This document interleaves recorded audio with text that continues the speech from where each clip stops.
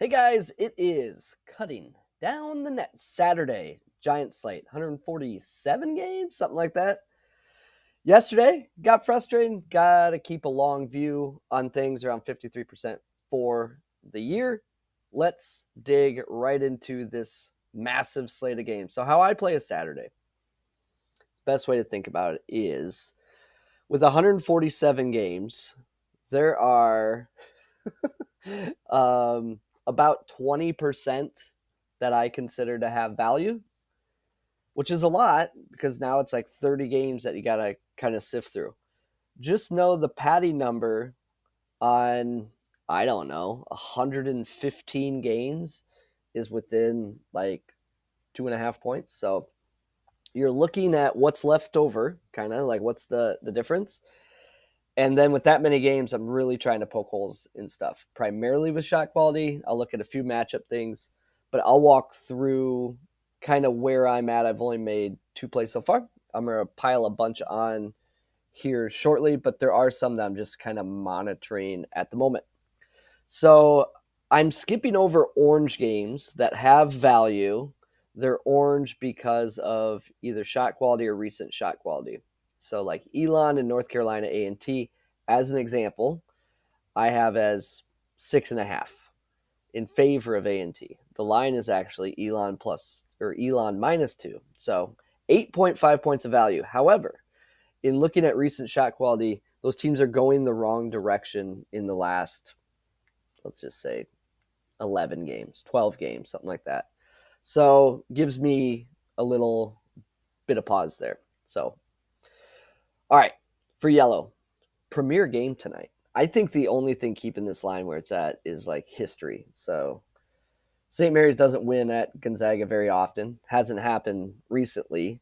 So how could it possibly happen this year? Is kind of the mindset here. But I mean, they've lost like every year at the Kennel. I think I wrote down like the last 5 losses are 9, 16, 18, 10, and then 48. 48 was the year after St. Mary's got him in the Kennel. But this is not Daddy's Gonzaga. This is more like 6 seed Gonzaga.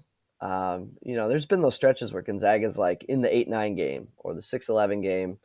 There was a lot of 3-14, but this is not 1 seed Gonzaga anymore. So I think these teams are pretty close. I'm on the St. Mary's side, obviously, but 4.5. That's a lot of points, but the place is going to be rocking. I'm going to learn a lot about both teams tonight, so it should be fun. I mean, that's why we do this. UC San Diego, Long Beach State. I have by 8 UC San Diego. So there was a -1 for UC San Diego with like no juice at DraftKings. That's what I played. Looking at Towson and Hofstra, lines 3.5. So basically, Hofstra by a possession. I have Towson by a possession. So close game. Shot quality is right around there. That one of these teams should it shouldn't be a blowout. Looking at Towson, they've had some fortunate 3-point defense as of late, so the line might be pretty fair there. So I'm just kind of watching that one. I don't know if I'll do it for sure. So kind of thinking. Longwood and Chuck South. Chuck South stinks. Like they're awful. But the line is like moved enough that I don't know. Might as well just click the damn button at 12:58 and then watch Longwood go up 11-2.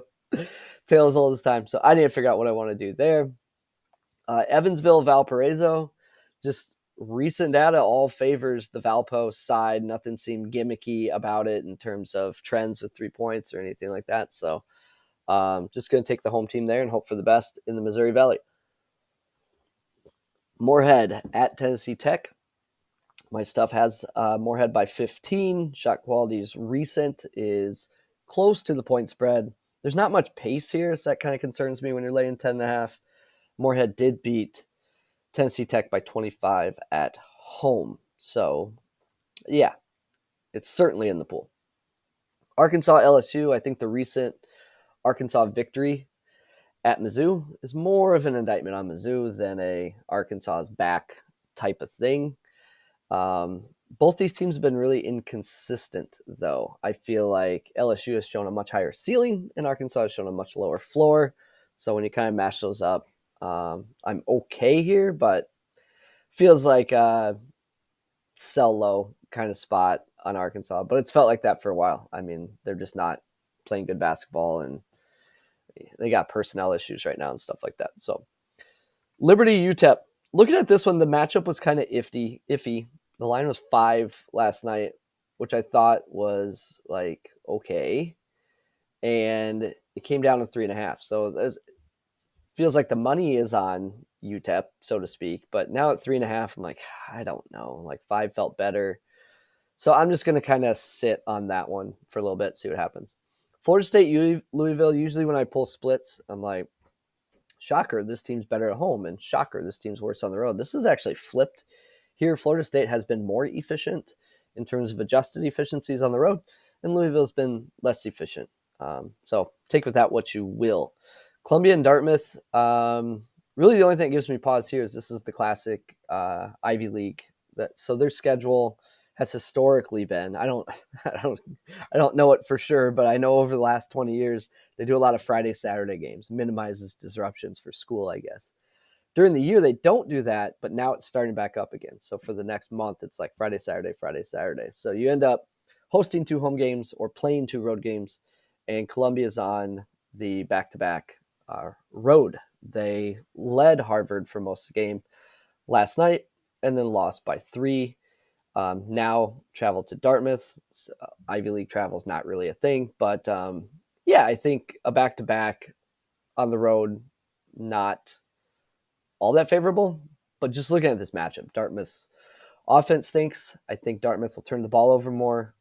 So I just trust Columbia's offense quite a bit more here. So I kind of like that one. I will be playing it. I'm just not sure when or at what number. Morgan State, South Carolina State. From a turnover and offensive rebound perspective, I liked this matchup for South Carolina State. You'll notice I have South Carolina State here and then Pine Bluff next. Not normally something I want to do on a Saturday is play teams from these conferences.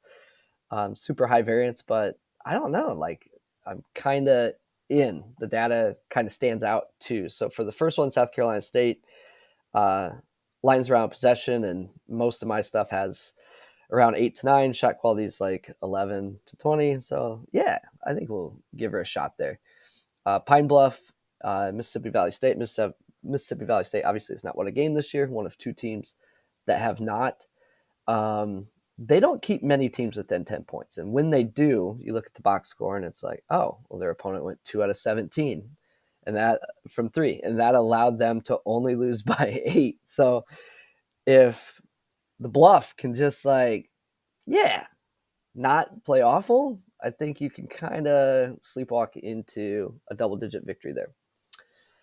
Samford and Chattanooga was originally yellow, but it's really driven by Samford's 3-point defense recently. Now, they were probably owed some regression, but yeah, this number is more a Samford small sample 3-point thing than like a Chattanooga is now a better team than Samford. So I'll just kind of sit out that one. North Florida, Austin Peay.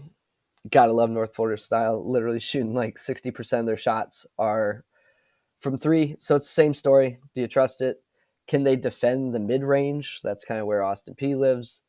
But Austin Peay doesn't defend anything inside, and North Florida is either shooting a 3 or trying to get a layup. So North Florida obviously shoots a little worse on the road, but it's not like a drastic split. So interested in that one. Looking at UC Santa Barbara, Cal State, Bakersfield, I have this close to a pick'em.